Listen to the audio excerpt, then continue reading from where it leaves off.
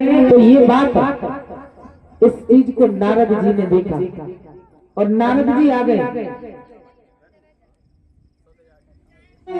नारद जी ने आकर के कहा,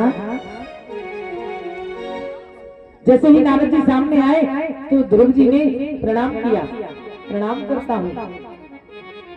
तो नारद जी मुस्कुरा गए, हंस के कहने लगे, पहली सीढ़ी में तो पास हो गया, संतों को देखकर प्रणाम करता है, ऐसे थोड़ी माता सुनीति ने संस्कार दिए हैं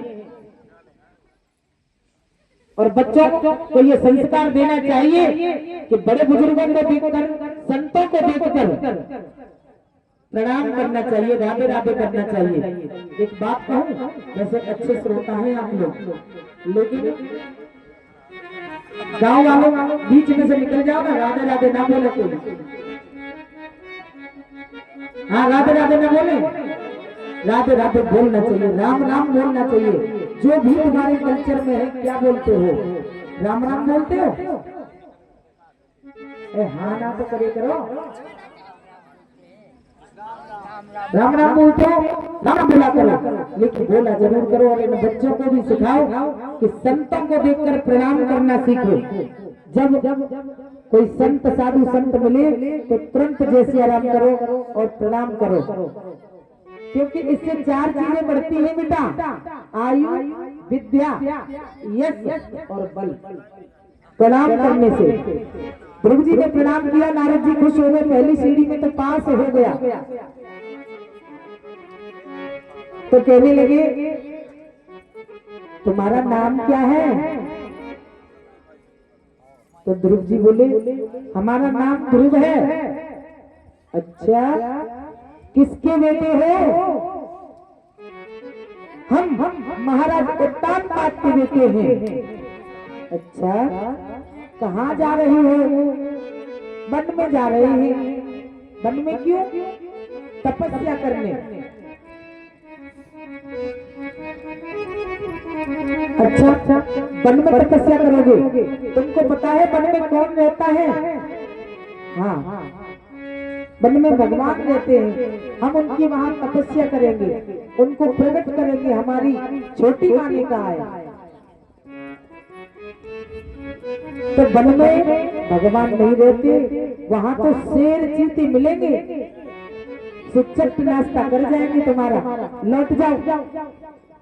तो ध्रुव जी कहने लगे, नहीं, शेर चीते में भी तो भगवान है ना। मेरी माँ कहती है शेर के अंदर भी भगवान है। अब तो नारद जी मन ही मन प्रसन्न हो रहे हैं, क्योंकि दृढ़ता, और दृढ़ता का ही नाम है ध्रुव। तो ध्रुव को ही कहते हैं दृढ़ता, जिसके अंदर दृढ़ता है। अच्छा, एक बात बताओ, घर पर कितनी बार भोजन करते थे? कभी एक बार करता, कभी दो बार करता था, कभी 4 बार भी कर लेता था। तो वहां भोजन नहीं मिलेगा। तो ध्रुव जी ऐसे देखते, कौन कराता था घर पे भोजन? मेरी माँ कराती थी। तो वन में माँ नहीं है, वहां तो शेर चीते हैं, तुम्हारा ही नाश्ता कर जाएंगे, घर चले जाओ लौट के। ध्रुव जी कहने लगे कि नहीं, मेरी माँ कहती है कि हर जगह भगवान है,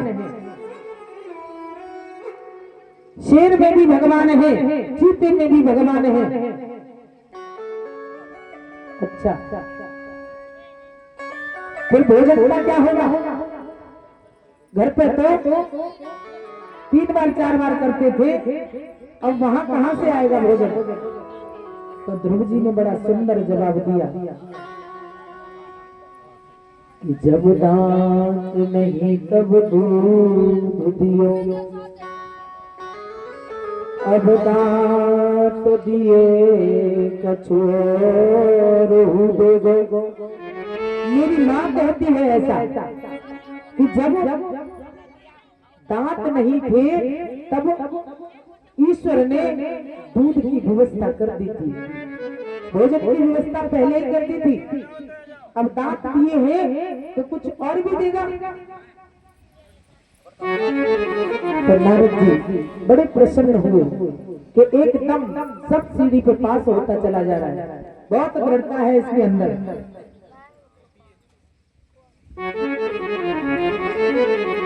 तो नारद जी ने कहा फिर भी कह रहा हूं मैं, एक बार सोच लो, न वन में मां मिलेगी, न भोजन मिलेगा, और भगवान नहीं मिलेंगे वहां, शेर चीते मिलेंगे। तो ध्रुव जी ने पलट कर पूछ लिया, आप कौन है? नारद जी कहने लगे मैं नारद हूं। ध्रुव जी कहने लगे आप नारद नहीं हो सकते। छोटे से ध्रुव, आप नारद नहीं हो सकते। क्यों? क्योंकि मेरी मां कहती है कि नारदो देवो दर्शन हो, जिसको नारद का दर्शन हो गया उसको भगवान का दर्शन जरूर होता है।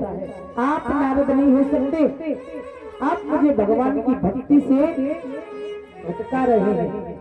आज नारद जी के नेत्रों से जल वर्षा होने लगी, नेत्र सजल हो गए, गले से लगा लिया छोटे से ध्रुव को और कहने लगे, ध्रुव मैं तो तुम्हारी परीक्षा ले रहा था बेटा, तुम तो बिल्कुल पास हो गए। जाओ, तुम्हारी माता बहुत अच्छा कहती है कि वन में जाकर तुम वृंदावन में जाना और वहां पर यमुना किनारे पर जाकर के भजन करना।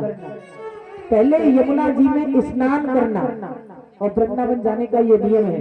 कभी भी वृंदावन जाइए, सबसे पहले उस वृंदावन धाम की भूमि को प्रणाम करें, उसकी रज को अपने मस्तक से लगाएं, आंखों से लगाएं, क्योंकि उस ब्रज रज में, ये ब्रज रज उसी समय की है, ये बदली नहीं है जब कन्हैया ने लीलाएं की थी। बहुत सारी चीजें ब्रज में उसी समय की है। गोवर्धन गिरिराज जी पर्वत जो है उसी समय का है, यमुना महारानी उसी समय की है, और जो ब्रज की धूल है वो भी उसी समय की है। तो सबसे पहले ब्रज की धूल को प्रणाम करना चाहिए, उसके बाद यमुना जी के दर्शन करो, प्रणाम करो और विनती करो कि ठाकुर जी का दर्शन सहज हो जाए, फिर दर्शन करना चाहिए। और वृंदावन में जाकर ऐसा नहीं कि सुबह गए और शाम वाली गाड़ी से वापस आ गए। कहते हैं कि आज भी जाते तो है ही नहीं वृंदावन से, वृंदावन उनका हृदय है।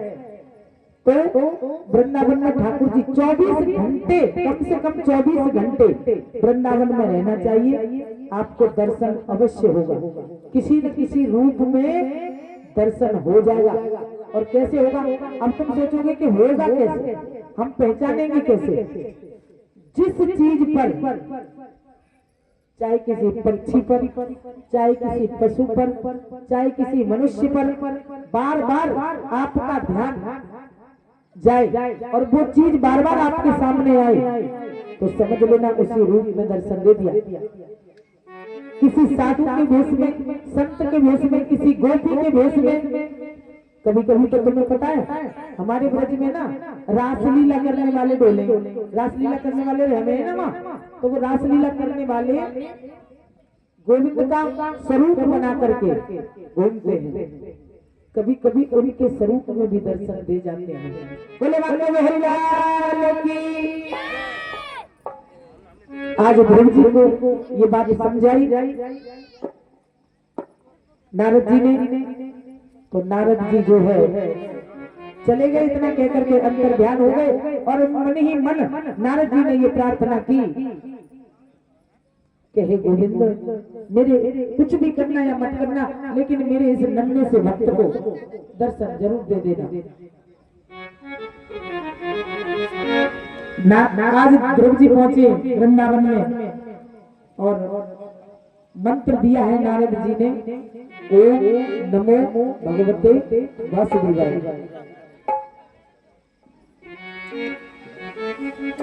पहला महीना शुरू हुआ है, यमुना जी को प्रणाम कर जब तपस्या शुरू की तो 3 दिन तक, पहले दिन भोजन किया, उसके बाद 3 दिन तक छोटे से नन्हे ध्रुव ने कुछ भी खाया नहीं और जाप कर रहे हैं। हम भी करेंगे उनके साथ में।